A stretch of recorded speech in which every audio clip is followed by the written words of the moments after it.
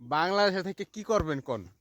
ইতালিতে আহেন, কাজে লাগবে। এই যে এরকম কাজ করবেন, এই দেখেন, এই যে ফলের কাম করতে আছে, ফলের কাম করতে আছে ভোলাভাট। এই দেখেন, দেখছেন? হ্যাঁ, কি এর লেগে বাংলাদেশে পড়ে থাকেন? হ্যাঁ, ইতালিতে আবেন, এরকম কাজ করবেন। এই দেখেন ফলের কাম, দেখেন কি কি পরিমাণ ফল, এই দেখেন, দেখছেন কি পরিমাণ ফল।